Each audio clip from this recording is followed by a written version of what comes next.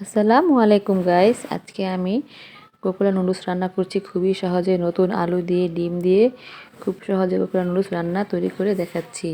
প্রথমে আমি তেলের মধ্যে পেঁয়াজ কাঁচামরিচ ভেজে নিয়েছি, তারপরে আলুটা তেলের মধ্যে দিয়ে দিলাম। এখন একটু পরিমাণ মতো লবণ দিয়ে দিলাম। তো নতুন আলু সিদ্ধ হতে বেশি সময় লাগে না। আলুটা সিদ্ধ হয়ে গেলে এখন আমি কিনারে দিয়ে দিচ্ছি ডিম।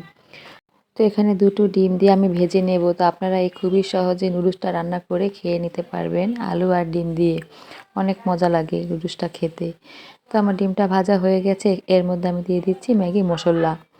তো মশলাটা দিয়ে আমি একটু হালকা নেড়ে নেব। তারপর এখানে দিয়ে দিচ্ছি নুডলসটাকে দিয়ে আমি খুব ভালো মতো ডিম আর আলুর সাথে মিশিয়ে নেব। তারপর এখানে দিয়ে দিয়েছি একটু টমেটো, তারপর এখন দিয়ে দিব ধনিয়া পাতা। তো আমার নুডলস রান্না করা কমপ্লিট। তো আমার ভিডিও দেখে যদি ভালো লেগে থাকে তাহলে একটি লাইক দিবেন, আমার ভিডিওটাকে শেয়ার করে দিবেন, সাবস্ক্রাইব করে আমার পাশে থাকবেন। সবাই ভালো থাকবেন। আল্লাহ হাফেজ।